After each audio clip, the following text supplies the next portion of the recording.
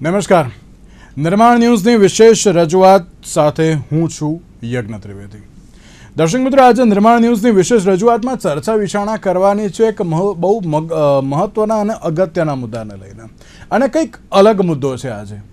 કારણ કે આપણે દરેક લોકો અમુક વાર અમુક મુદ્દાને ક્રિટિસાઇઝ એટલો બધો કરી દેતા હોઈએ છીએ અને એ પ્રમાણે ક્યાંક સિચ્યુએશન જોવા પણ મળતી નથી. આજે એક નવી વસ્તુ લઈને આવી છે અને મહત્વની બાબત એ લઈને આવી છે કે વિકટ પરિસ્થિતિઓમાં રાજકીય પક્ષોની અત્યારની ભૂમિકા શું છે ને તેને લઈને વાત કરવાની છે.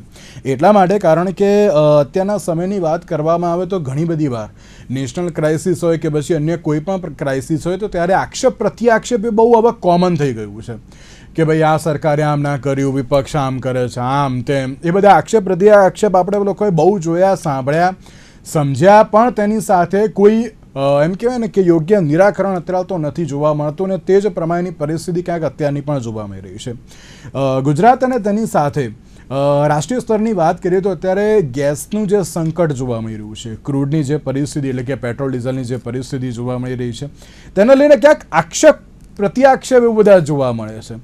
વિધાનસભામાં હોય કે પછી સંસદમાં હોય, તમામ જગ્યાએ એક જ બાબત જે ચર્ચા થઈ કે આ કેમ આવું થયું, આ કેમ આમ, અત્યારે તો કેમ આ પ્રકારની પરિસ્થિતિ, બધી જ ચર્ચાઓ તો જોવા મળતી હોય છે, પણ ક્યાંક સવાલ એ જ યથાવત જોવા મળતો છે કે હવે આને પૂર્ણ વિરામ ક્યારે? ત્યારે એક જ સવાલ જોવા મળતો હોય છે કે હવે કેટલો સમય સુધી આ જ પ્રકારની પરિસ્થિતિ જોવા મળશે? કેમ રાજકીય પક્ષો અત્યારે તો જે આક્ષેપ પ્રત્યાક્ષેપ મૂકીને અત્યારે તો એમ કહેવાય ને કે પ્રજાહિતને એ વખતે પ્રાધાન્ય નથી આપતા? કેમ એ વખતે એ લોકો અત્યારે ક્રિટિસિઝમ બધું છોડીને સાઈડમાં ભાઈ આ વસ્તુ સાચી છે એમાં અત્યારે તો આગળ વધો? બહુ જ સાચું ઉદાહરણ અને સારું ઉદાહરણ સૌથી પહેલું હું આપું. ભૂતકાળની વાત કરીએ અને જે અત્યારે હાલની પણ પરિસ્થિતિની બધાની જ વાત કરીશું. તેની સાથે આ ચર્ચા વિચારણામાં શરૂઆત કરવાની છે, અને ચર્ચા વિચારણા કરવા માટે અમારી સાથે જોડાઈ ગયા છે પ્રશાંતભાઈ ગઢવી કે જો રાજકીય વિશ્લેષક છે, અશોકભાઈ પંજાબી કે જો ગુજરાત કોંગ્રેસના વાઇસ પ્રેસિડેન્ટ છે, સ્નેહલભાઈ જોશી કે જો ભારતીય જનતા પાર્ટીના પ્રવક્તા છે. જે આ પત્રનું સૌથી પહેલાં તો સ્વાગત છે. પ્રશાંતભાઈ, શરૂઆત મારે આપનાથી કરવી છે. વિકટ પરિસ્થિતિમાં રાજકીય પક્ષોની ભૂમિકાને લઈને વાત કરું છું, ક્યાં ખોટો હોવું તો અત્યારે કરેક્ટ કરજો.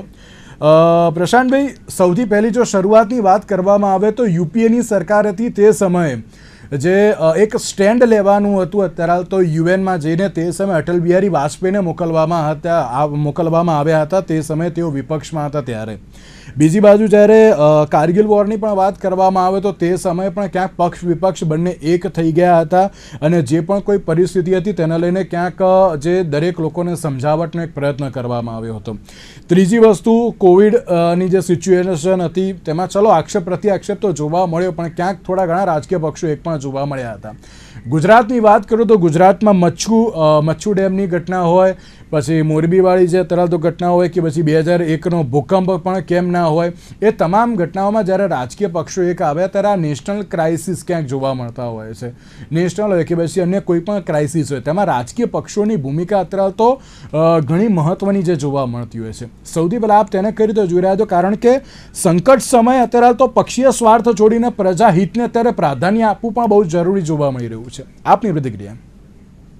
બિલકુલ યજ્ઞ, આપણે એક સામાન્ય જનતા તરીકે જો વિચારીએ તો જ્યારે કોઈ પ્રશ્ન આવે, આમ તો દેશની જનતા ઉપર રાજકીય પ્રશ્ન આવતો જ નથી, દેશનો પ્રશ્ન આવે છે. કારણ કે જનતાને રાજકારણ સાથે લેવા દેવા નથી. પણ જ્યારે તમે કીધું આફત, કોઈ સંકટ, એપિડેમિક, જેને કહીએ આપણે એપિડેમિક એક્ટ બહુ નજીકથી જોયેલો છે, એટલે એપિડેમિક કોઈ એટલે પેન્ડેમિક કન્ડિશન આવે, આવી પરિસ્થિતિમાં જનતા એવું ઈચ્છે કે અમને કોઈક બાહેધરી મળવી જોઈએ, અમને આશ્વાસન નહીં પણ એક ચોક્કસ પ્રકારની બાહેધરી. આ બાહેધરી કોણ આપી શકે? તો જનતાના સેવક, જનતાના પ્રતિનિધિ. એ પ્રતિનિધિ પક્ષ ગમે તે હોય, પણ જ્યારે એકવાર જનતાના પ્રતિનિધિ બને છે એટલે એના માટે કોમન થઈ જાય છે. એ જ રીતે સરકાર, આપણે જ્યારે વિધાનસભા લોકસભાની વાત કરીએ તો અંદર બેઠેલા લોકો જનતાના સેવક, જનતાના પ્રતિનિધિ છે. એટલે એ લોકોએ એક ચોક્કસ વિશ્વાસ આપવાનો હોય છે, આશ્વાસન નથી આપવાનું હતું, એ વિશ્વાસ આપવાનો હોય છે. જનતાના પ્રતિનિધિ તરીકે સરકાર હોય કે વિપક્ષ હોય, એમની પાસે એક ઇકોસિસ્ટમની સંપૂર્ણ માહિતી હોય છે, એ લોકોએ નીચે સુધી ડાઉનલોડ કરવાની હોય છે, અને એક વિશ્વાસ કેળવવાનો હોય છે કે ભાઈ આશા રાખો દેશમાં બધું સહી સલામત ચાલશે કોઈ પણ રીતે. આજે તમે મચ્છુ ડેમની વાત યાદ કરી, મચ્છુ ડેમ, જ્યારે મચ્છુની પૂરની પરિસ્થિતિ આવી તો મને ચોક્કસ યાદ છે, મારો જન્મ નહોતો થયો પણ બાબુભાઈ જસભાઈ પટેલે ત્યાં બેસીને સરકાર ચલાવી હતી. સચિવાલય આખું ત્યાં બનાવી નાખ્યું, ઊભું કરી નાખ્યું હતું અને ત્યાંથી આખી સરકાર ચલાવી હતી 2-3 મહિના સુધી. એટલે એ પરિસ્થિતિ બતાવે છે કે તમે કેટલા ચિંતિત છો રાજ્ય માટે, દેશ માટે. એ જ રીતે દેશ ઉપર જ્યારે જ્યારે આફત આવી, દેશમાં એક સમય એવો હતો કે પગાર કરવાના પૈસા નહોતા અને ઇન્દિરા ગાંધીજીએ રિક્વેસ્ટ કરી હતી કે તમે તમારા દાગીના પણ જો આપી શકતા હોય દાનમાં. અને અંબાજી મંદિરના દાગીના, એક પરિસ્થિતિ એવી હતી કે અંબાજી મંદિરનું સોનું વેચીને પણ આપણે સરકારી પગાર કરેલો છે. એનો મતલબ એવો થયો કે દેશ પર આવેલા સંકટ સમયે નાત જાત, જ્ઞાતિ જાતિ, ભેદભાવ કે પક્ષાપક્ષી જોવામાં આવતી નથી. અને જ્યારે યુદ્ધ જેવી પરિસ્થિતિ, આપણે ત્યાં યુદ્ધ પણ એવા થયેલા છે, 61નું હોય એટલે 62નું ચીન વાળું હોય, 65નું પાકિસ્તાન વાળું હોય, 71નું પાકિસ્તાન બાંગ્લાદેશ વાળું હોય, 99નું કારગિલનું હોય.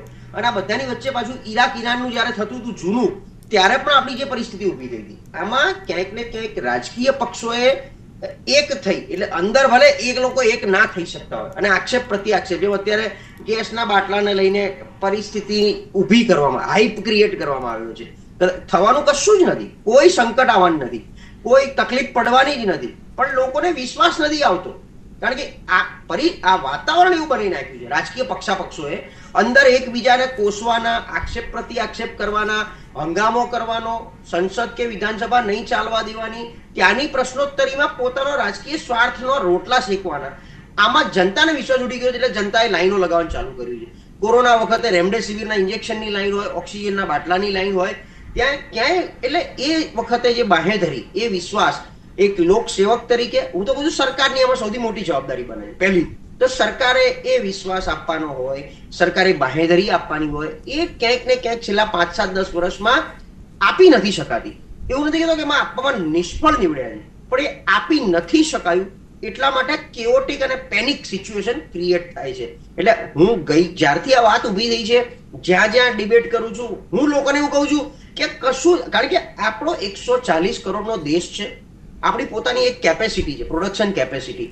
ઇમ્પોર્ટ કેટલું, આપણે ગેસની વાત હોય કે ક્રૂડ ઓઇલની વાત હોય, ક્રૂડ ઓઇલ બહારથી આવે છે, પણ એ સિવાય જ્યાં જ્યાં આપણે ગેસનું પ્રોડક્શન કરીએ છીએ, તો શું આપણે 1 મહિનો 2 મહિનો દેશ નહીં બનાવી શકીએ? તમે એવું કેમ ભૂલી જાઓ છો? એમાંથી ઘણા બધાના લોકો તેમાં નોકરી કરતા હશે એ ગેસ કંપનીઓમાં, તો એમને ખબર જ હશે કે શું પરિસ્થિતિ હોય છે આવી પરિસ્થિતિમાં. એટલે ક્યાંક જનતાએ પણ થોડીક શાંતિ, પેનિકિંગ કરવાની જરૂર નથી હોતી. સરકાર પર ભરોસો, દેશ પર ભરોસો, અને એ જ રીતે વિપક્ષને પણ કે ભાઈ ક્યાંક ને ક્યાંક એવું હોય તો સરકાર પાસેથી એક માહિતી ચોક્કસ મેળવી, એ માહિતી તમે પણ ડાઉનલોડ કરો. એ માહિતીમાં કોઈ ત્રુટિ હોય, એમાં તમને ક્યાંક અણવિશ્વાસ આવતો હોય, તો એમાં તમે સરકારનું કાન આંબળવાનો પ્રયત્ન કરો અને સરકારે એને સારી રીતે સાંભળવાની તૈયારી રાખે. એ વિપક્ષ છે એટલે એનો મતલબ એ નથી કે એમના દુશ્મન છે, કારણ કે છેલ્લે તો તમે આ લોકશાહી જેનું તમે ગૌરવ લઈ રહ્યા છો, આ લોકશાહીના ઢાંચાનો જ એક ભાગ છે. એટલે ક્યાંક જનતા, આ એક છે ને ટ્રાયંગલ હોય છે, જનતા, સરકાર અને વિપક્ષ, આ ટ્રાયંગલની વચ્ચે રહી અને આનું સરસ જો મજાનું ઓપરેશન ચાલે ને, તો મને લાગે છે કે દેશનું સૌહાર્દપૂર્ણ વાતાવરણ બની રહેશે. બહુ સાચી વાત છે, બહુ એટલે બહુ સાચી વાત છે. કારણ કે જો આક્ષેપ પ્રત્યે આક્ષેપ એકવાર અત્યારે તો બંધ થઈ જાય ને, તો પછી અત્યારે તમામ પ્રકારની યોગ્ય પરિસ્થિતિ જોવા મળે. અશોકભાઈ, આપ તો આટલા સિનિયર નેતા છો, તમે તો ઘણી બધી બાબતોને અત્યારે તો જોઈ છે, જાણી છે, સમજી છે, અને તેમાં પણ અશોકભાઈ જ્યારે અટલ બિહારી વાજપેયીની વાત કરીએ, અને અટલ બિહારી વાજપેયીના સમયે પણ ક્યાંક એક એવી બાબત હતી કે તેઓ વિપક્ષમાં હતા અને તેમાં પણ ક્યાંક પરિસ્થિતિ એવી હતી કે તેમને પણ જીનીવા મોકલવામાં આવ્યા હતા. અને સાથે સાથે જે કહેવાય કે ઓપરેશન સિંદૂર વખતે પણ પક્ષ વિપક્ષ બંને અત્યારે તો જે એમ કહેવાય ને કે એના સારી એવી ભૂમિકામાં જોવા મળ્યા હતા. જ્યારે અત્યારે ક્રાઇસિસની પરિસ્થિતિ છે, તો અત્યારે પણ દરેક પક્ષે અત્યારે તો એમ કહેવાય ને કે ડરાવવા, ભ્રમિત કરવા, એ બધાની જગ્યાએ અત્યારે તો સાચી માહિતી આપવી જોઈએ તેવું નથી લાગતું અત્યારે અશોકભાઈ. અને દરેક લોકોએ અત્યારે દરેક પક્ષે એક મહિને અત્યારે તો કામ કરવું જોઈએ તેવું નથી લાગતું. આજે તમને ડિબેટમાં બોલાવવાનું સૌથી મોટું કારણ એ છે, કારણ કે આપણે દરેક પરિસ્થિતિ જોયેલી છે, ક્રાઇસિસની પણ પરિસ્થિતિ જોયેલી છે, પક્ષ વિપક્ષની અત્યારે ભૂમિકાને પણ આપણે તમે બહુ સારી રીતે તમે જોઈ છે, સમજી પણ છે. આપ એક વરિષ્ઠ જે પ્રવક્તા પણ છો, એટલે લાગે છે કે ના વિકટ પરિસ્થિતિમાં રાજકીય પક્ષો અત્યારે તો ભૂમિકા બહુ સારામાં સારી કરવી જોઈએ તેમ? એટલે સવાલ આ છે કે વિકટ પરિસ્થિતિ કોને કહેવાય? જ્યારે રાષ્ટ્ર ઉપર સંકટ આવતો હોય, રાષ્ટ્રની સીમાઓ ખતરામાં હોય, રાષ્ટ્રની સાર્વભૌમતાના અખંડતા ખતરામાં હોય, ત્યારે આ વાતની મને ખુશી છે કે આપણા ભારત રાષ્ટ્રમાં એ સમય ઉપર તમામ સત્તાધારી પક્ષ હોય કે વિરોધ પક્ષ હોય, એ બધા એક થઈ જતા હોય છે. જ્યારે કોંગ્રેસ સરકારમાં હતી અને 62 ને 65 ના યુદ્ધમાં ઓપોઝિશન પાર્ટીમાં જે કોઈ હોય, ત્યારે બધા એક થઈને ચીન અને પાકિસ્તાનનો મુકાબલો કર્યો હતો. કારગિલના યુદ્ધના સમય પર તમે જોઈ શકો છો કે ત્યારે પણ પક્ષાપક્ષી ખતમ થઈ ગઈ હતી અને તમામ પક્ષોએ વાજપેયી સરકારને સમર્થન આપેલું. આ આપણા માટે બહુ ગૌરવની બાબત છે. પણ સવાલ આ છે કે વિકટ પરિસ્થિતિ જે અત્યારની છે એના પાછળ મૂળભૂત કારણ કયા છે? આ કોના કારણે થઈ છે? આજે સિલિન્ડર માટે લોકો જે છે એ ભટકી રહ્યા છે ને આખો દિવસ બે દિવસ સિલિન્ડર માટે એ લોકો લાઈનમાં ઉભા રહી જાય છે અને સિલિન્ડર છતાં પણ મળતા નથી. તો આ પ્રકારની પરિસ્થિતિ કઈ રીતે ઊભી થાય છે? તો મને લાગે છે કે આની અંદર આપણા દેશની જે વિદેશ નીતિ છે એ વિદેશ નીતિ તદ્દન નિષ્ફળ ગઈ છે, ફોરેન પોલિસી. અને હંમેશા વિદેશ નીતિ જે છે એ દેશની અંદરની જે ગૃહ નીતિ છે એને લક્ષ્યમાં રાખીને દેશના હિતમાં વિદેશ નીતિનું નિર્માણ થતું હોય છે. પણ આ વખતે આપણે જોઈ શકીએ છીએ કે જે ઈરાન અને અમેરિકા વચ્ચે યુદ્ધ ચાલી રહ્યું છે એમાં ખબર જ નથી પડતી કે ભારત કઈ જગ્યા પર ઊભું છે. પોતાની પરિસ્થિતિ સ્પષ્ટ કરી જ નથી. સારી તમે ઊંડાણમાં જાઓ તો આમાં ખબર પડે છે. પણ વિકટ પરિસ્થિતિનું કારણ જે છે એ છે કે એ ગેસ કે સિલિન્ડરની અંદર જે ગેસો આવે છે હવે એના એના એના એના આયાતમાં તકલીફ થઈ રહી છે. હોર્મુઝ સ્ટ્રીટ બંધ કરી નાખવામાં આવ્યું છે. એમ કહેવાય છે કે ભાઈ ભારત માટે, ચીન માટે, રશિયા માટે ત્યાં જહાજ જવા માટેની છૂટ આપી છે ઈરાને. પણ એ છૂટ આપી છે એનો કોઈ અર્થ રહેતો નથી. અત્યારે વિકટ પરિસ્થિતિ જે છે એમાં નિશ્ચિત રીતે વિકટ પરિસ્થિતિમાં બધા એકબીજાને સમર્થન આપવું જોઈએ. પણ વિકટ પરિસ્થિતિના જે કારણો છે એનું જો ધ્યાન તમે દોરવામાં ના આવો અને સત્તાધારી સરકાર કે સત્તાધારી જે પક્ષ છે એની ટીકા તમે ન કરો તો એમને ખબર જ નથી પડતી કે વિકટ પરિસ્થિતિનું અલ્ટિમેટલી કારણ શું છે.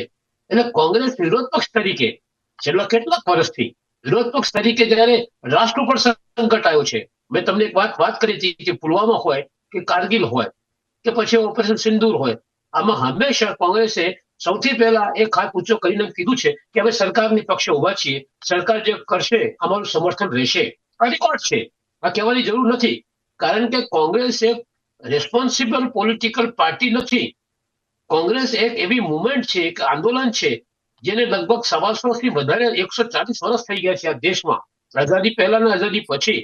એટલે કોંગ્રેસ જાણે છે કે રાષ્ટ્ર કઈ દિશામાં જઈ રહ્યું છે અને જનતાની નબ્જમાં શું ચાલી રહ્યું છે. એટલે આ વખતે પણ તમે જોઈ શકો છો કે વિકટ પરિસ્થિતિ ખરી, પણ વિકટ પરિસ્થિતિમાં સરકાર કંઈ ખોટું ન કરી બેસે અને સરકાર તરફથી પણ લોકોને સુધી સુવિધા પહોંચી શકે એ જોવાની જવાબદારી તમામ પક્ષોની હોય છે.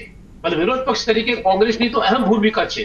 આજે વિરોધ પક્ષ નેતા તરીકે વારંવાર રાહુલ ગાંધી નિવેદન આપી રહ્યા છે કે પરિસ્થિતિ વધારે ગંભીર થવાની છે, સરકારને જાગવાની સખત જરૂર છે, બીજા વિકલ્પો પણ સરકારે ખુલ્લા રાખવા જોઈએ કે જેના આવશ્યકતા પડે. અશોકભાઈ, એક બાબત હું આપને પણ પૂછવા માંગીશ. તમે તમારી રીતે સાચા છો, હું તમને ના નહીં પાડું, પણ અશોકભાઈ જે વિદેશ નીતિ છે અને જે પરિસ્થિતિ છે તેને લઈને જ હું કહેવા માંગીશ. હું એવું નથી કે ના મારે કોઈ પક્ષને તરાલ તો આગળ ધરવું, ના, હું ખોટો હોઉં તો પ્રશાંતભાઈ કરેક્ટ કરજો મને. પણ એક એવી બાબત જે સામે આવી છે, હોર્મુઝ જે આખી જે જગ્યા છે એને તરાલ તો એકદમ બંધ કરી દેવામાં આવી છે. આપણે ત્યાં વાત કરી છે પણ સપ્લાય અમુક કારણોસર રોકી દેવામાં આવ્યો છે અને માત્ર આપણા એકલાનો નથી, દરેક લોકોને અત્યારે તો જે રોકવામાં આવ્યો હોય તે સિચ્યુએશન છે. અને એટલા માટે હું તમને અશોકભાઈ એટલા માટે આ વસ્તુ કહું છું કારણ કે આમાં જે સામાન્ય જનતા છે એ ક્યાંક ભ્રમિત થઈ રહી છે. એ ક્યાંક અત્યારે તો એમ વિચારી રહી છે કે ના હવે અમારું શું થશે. તો ત્યાં તમારે ક્યાંક જનતાને અત્યારે તો પોઝિટિવ કરાવવું જોઈએ કે ના અત્યારે કોઈ વાંધો નહીં આવે, જે હોય સાચી માહિતી અમે પણ તમારા સુધી પહોંચાડીશું, એ પ્રમાણેનો એક પ્રયત્ન થવો જોઈએ. અશોકભાઈ, નો ડાઉટ વિરોધ પક્ષ છો, વિરોધ કરવો જોઈએ, તમારું સ્ટેન્ડ અત્યારે મૂકવું જોઈએ, પણ જાહેર જનતાની જ્યારે બાબત હોય તો ત્યારે તે લોકો ક્યાંક ભ્રમિત ન થાય તેનું પણ જવાબદારી અત્યારે વિપક્ષની પણ એટલી છે, સત્તા પક્ષની સાથે સાથે. અશોકભાઈ, સાથે વિપક્ષની જવાબદારી એ પણ છે કે સત્તા પક્ષ ઊંઘી ના જાય અને સત્તા પક્ષ જે ભૂલ કરી રહ્યો છે એમને ખ્યાલ આવવો જોઈએ કે અલ્ટિમેટલી સત્તામાં રહેનારો પક્ષ કે સરકારનું અલ્ટિમેટલી ધ્યેય પ્રજાનું કલ્યાણ હોય છે, પ્રજાનું હિત હોય છે. કોઈ એક વ્યક્તિ કે કોઈ એક સરકારને ખુશ કરવા માટે કોઈ સરકાર હોતી નથી. અત્યારે વિકટ પરિસ્થિતિમાંથી આપણો દેશ પસાર થઈ રહ્યો છે. આપણે જાણીએ છીએ કે ઈરાન અને અમેરિકા વચ્ચેનું યુદ્ધ ચાલી રહ્યું છે. એ ક્યારે બંધ થશે ખબર નથી પડતી, અને ક્યારે કઈ પરિસ્થિતિ વધારે ગંભીર થઈ જાય, મધ્ય પૂર્વ એશિયાની અંદર એક વિસ્ફોટ થઈ જાય, કાલે ઉઠીને નોર્થ કોરિયા કે રશિયા કે ચાઇના જે સપોર્ટ ડિક્લેર કર્યો છે ઈરાને, એવી પરિસ્થિતિ ઉભી ન થઈ જાય કે એ લોકો ડાયરેક્ટલી ઇન્વોલ્વ થઈ જાય, અને આ થાય તો પછી બીજા દેશો પણ ઇન્વોલ્વ થાય, ભયાનક પરિસ્થિતિ ઉભી થઈ શકે અને ત્રીજો વિશ્વયુદ્ધ થઈ શકે એવી શક્યતા છે, એવી સંભાવના છે. તો આવા સંજોગોમાં દેશની પ્રજા જે છે એ જાગૃત રહે, અને દેશની પ્રજાના જે જરૂરતો છે, આવશ્યકતા છે, એ સરકાર પણ એના માટે જાગૃત રહે. હજી સિલિન્ડરની બાબતમાં અમારો પક્ષ બિલકુલ સ્પષ્ટ છે કે અત્યારે પુરવઠો મળી રહ્યો છે લોકોને, પણ આ પુરવઠો કન્ટિન્યુ મળતા રહે એની કાળજી પણ સરકારે રાખવાની જરૂર છે, અને વિરોધ પક્ષ તરીકે અમે સરકારને હંમેશા જાગૃત રાખવાનો પ્રયત્ન કરીએ છીએ. ઓકે સ્નેહલભાઈ, વિકટ પરિસ્થિતિની તરલ બાબત જોવા મળી રહી છે, અને તેમાં પણ રાજકીય પક્ષોની ભૂમિકાની વાત કરતા અને તેમાં પણ અશોકભાઈએ જે પ્રમાણે કહ્યું કે ના, ક્યાંક જાગૃત ના હોય તો અમે જાગૃત રાખવાનો એક પ્રયત્ન કરતા આવીએ છીએ. જનતાની મદદમાં તો અમે લોકો છીએ, પણ તેની સાથે ક્યાંક અત્યારે તો જો એ પ્રકારની પરિસ્થિતિ હોય તો પણ અમે લોકો એક સવાલ કરીએ છીએ. આપના મત અનુસાર વિકટ પરિસ્થિતિમાં રાજકીય પક્ષોની એકતા એ ક્યાંક સૌથી મોટું બળ અત્યારે તો કહી શકાય ખરી. જે પ્રમાણે ઓપરેશન સિંદૂરની વાત કરવામાં આવે, ચલો એ બધી જ પરિસ્થિતિમાં કોંગ્રેસે સપોર્ટ આપ્યો છે.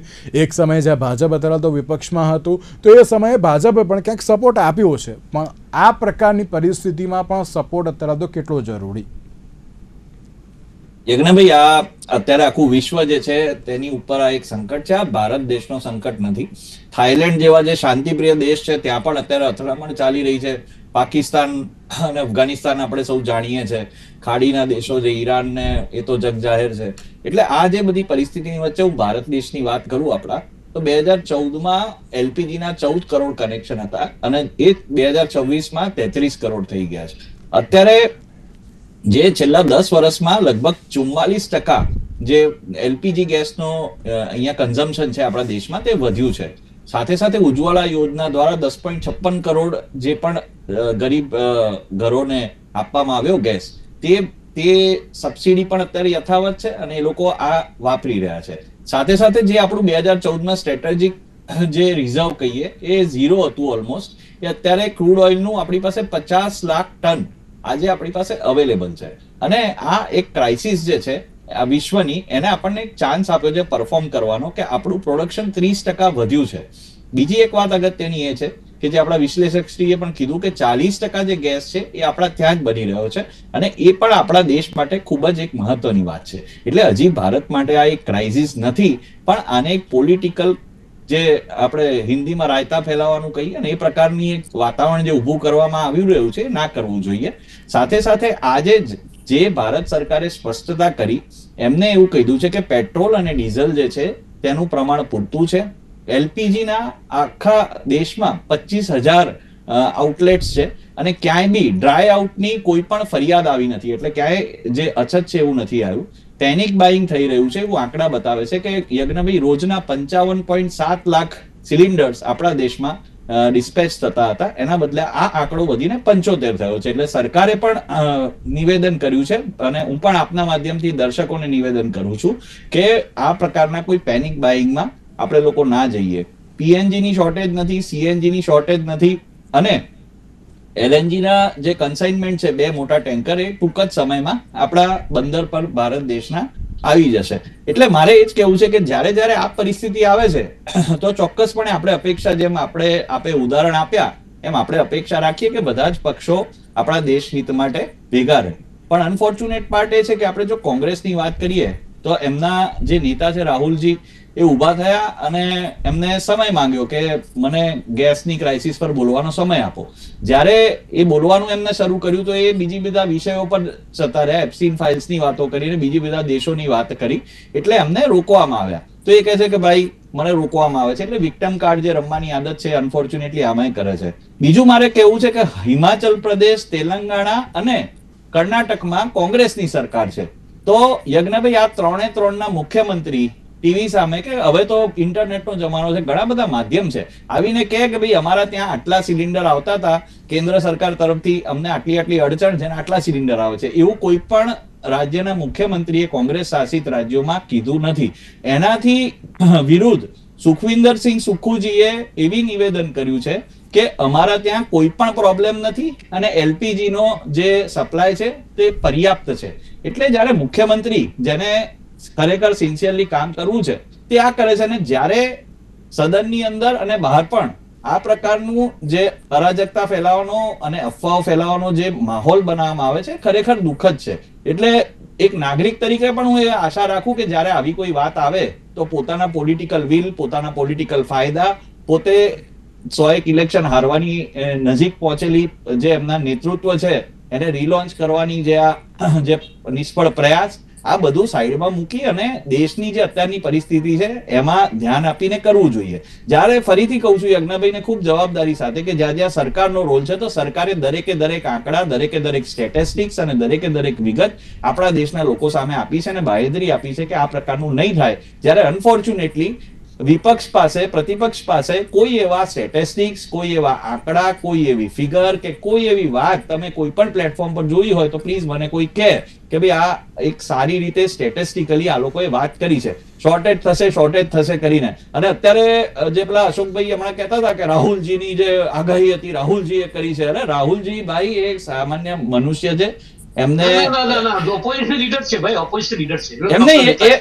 એ કોઈ જ્યોતિષ કે એવા નથી જ્યાં સુધી હું જાણું છું. એટલે આગાહી એમને હું આગાહી નથી કરતો અશોકભાઈ, એમને અને આમાં છે ને તમે જોશો તો કોરોના વખતે એમને 7મા 8મા 9મા વેવ સુધી પહોંચી ગયા હતા, જે આપણા દેશ માટે ફોર્ચ્યુનેટલી એવું કઈ થયું નહીં. એટલે રાહુલભાઈની આગાહીઓને રાહુલભાઈને લોકો આપણો દેશ કેટલો સિરિયસલી લે છે એ રાહુલ ગાંધીજીના એમના માનનીય રાહુલ ગાંધીજીને દેશ કેટલો સિન્સિયરલી લે છે જાણે છે. એટલે મને એવું છે ચોક્કસપણે કે આ રાજકીય હુસાતુસીથી બહાર આવી આપણે સૌએ આની અંદર કેવી રીતે મદદરૂપ થઈએ, કયા સ્તરે મદદરૂપ થઈએ. અને બીજું એક છેલ્લી વાત કહી દઉં કે અમદાવાદની આજે પણ મેં રેડિયોના માધ્યમથી જાણ્યું કે અમદાવાદના પણ રેસ્ટોરન્ટ એસોસિએશનના ઓનર્સે પણ જણાવ્યું છે કે અમારા ત્યાં રેસ્ટોરન્ટની અંદર જ્યારે આવું કંઈક થોડો ઘણો સમય આવો છે તો એ લોકો એમના મેન્યુમાં, એમના સમયમાં એ રીતે ફેરફાર કરીને આ વસ્તુને એડજસ્ટ કરી રહ્યા છે. સરકાર પણ એને સાથ આપી રહી છે. જી સ્નેહલભાઈ, તમારે પણ વિપક્ષને જોડે રાખીને આગળ વધવું જોઈએ ને આમાં, અને તમે પણ એક વિપક્ષને કહી શકો ને કે ના ભાઈ તમે ભ્રમિત ના કરો, જે છે પ્રોપર વાત આપણે ભેગા મળીને કરીએ. તમારે પણ એ પ્રમાણનું કહેવું છે ને. ખાલી 10 સેકન્ડ. અશોકભાઈ મને પ્લીઝ 10 સેકન્ડ આપો.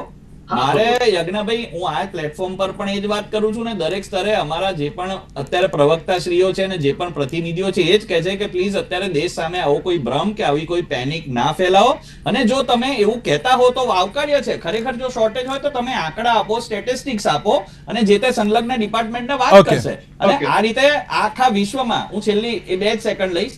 આખા વિશ્વની જે તમે કીધું કે આપણી જે હુમસ સ્ટ્રીપમાં જે ફસાયેલા છે વેસલ્સ, એના માટે પણ આપણા પ્રધાનમંત્રીજી ને વિદેશ મંત્રીજીની વાટાઘાટો ચાલે છે. એટલે ક્રમશઃ એ બી પ્રોબ્લેમ સોલ્વ થશે. એટલે આપણે સૌ ભારતીયો એને સોલ્વ કરવામાં એનર્જી આપવી જોઈએ, ના કે આ રીતે પોલિટિકલ આપણા ફાયદા લેવા માટે. અશોકભાઈ 10 સેકન્ડ. અશોકભાઈ હું કહું છું કે રાહુલ ગાંધી માટે જે બાયસ છે ભારતીય જનતા પાર્ટીના લોકોના માનસિકતામાં, એ અમને સમજી જોવી જોઈએ કે વિરોધ પક્ષ તરીકે આજે વિરોધ પક્ષના નેતા તરીકે રાહુલ ગાંધી બહુ પોઝિટિવ ભૂમિકા અદા કરી રહ્યા છે.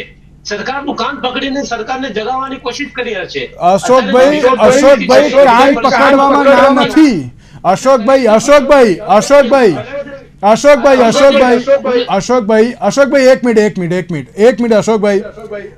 એક મિનિટ. કાન પકડવાની અમે ના નથી પાડતા. ના હું ના પાડું છું, ના પ્રશાંતભાઈ ના પાડે છે. પણ આમાં 1 મહિને આગળ વધવાની વાત કરીએ છીએ અમે. 1 મહિને આગળ વધવાની વાત કરીએ છીએ. અશોકભાઈ તમે આંકડા આપો ને. તમે જ્યારે એમની યજ્ઞભાઈ જ્યારે એમના નેતા પ્રતિપક્ષને સમય આપ્યો તો બીજી વાર્તા કરવા માટે તમે લોકો ઓકે. મારી જો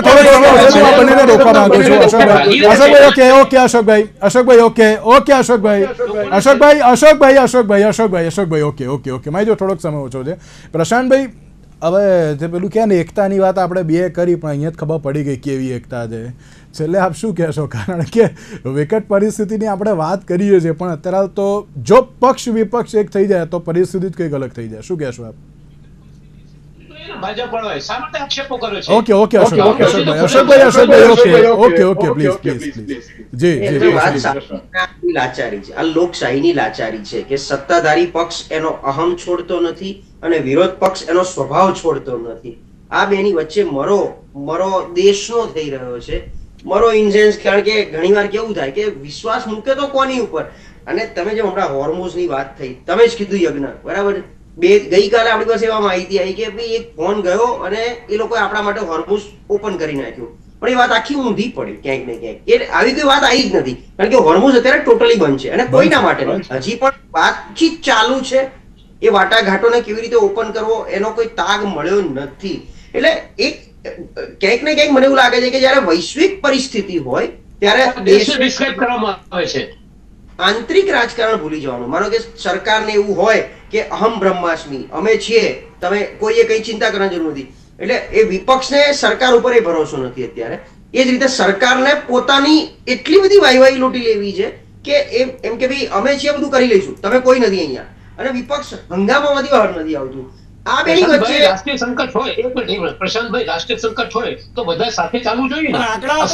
પક્ષની સરકારની જવાબદારી છે, બધાનો વિશ્વાસ ચાલે. અરે અશોક ચલો ઓકે વિકટ પરિસ્થિતિની વાત અત્યારે તો જોવા મળતી હોય.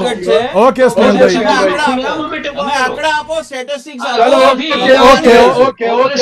પ્રશાંતભાઈ, આ ત્રણ હું અત્યારે તો રોકવા માંગુ છું. અત્યારની જે પરિસ્થિતિ છે તેમાં અત્યારે તો એક જ બાબત યથાવત છે કે રાજકીય પક્ષ અત્યારે તો જે એક થવું એ બહુ જરૂરી જોવા મળે છે અને તે હવે ક્યારે થશે તે તો આવનારો સમય બતાવશે. દરેક લોકોને નિર્માણ ન્યૂઝના માધ્યમથી એક જ વાત કહીશ, મહેરબાની કરીને કોઈ ભ્રામક વાત, અફવા કે એમાં ક્યાંય ના આવશો.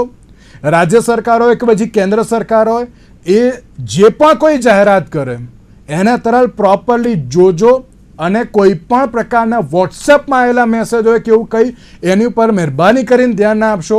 સમાચાર પત્રો, સમાચારની જે ચેનલો છે એની ઉપર જ માત્ર વિશ્વાસ કરજો, કારણ કે આવા કોઈ પણ પ્રકારના જે તમારી જોડે વોટ્સએપ મેસેજ આવે કે અહીંયા આમ બંધ થઈ ગયું છે, અહીંયા આમ થઈ ગયું છે, એવું કોઈ પર મહેરબાની કરીને ધ્યાન ના આપશો. સમાચાર પત્રો અને ન્યૂઝ ચેનલ એ બધું જ અત્યારે તો તમને ઓથેન્ટિક વસ્તુઓ તમારા સુધી પહોંચાડવાનો પૂરેપૂરો પ્રયત્ન કરશે.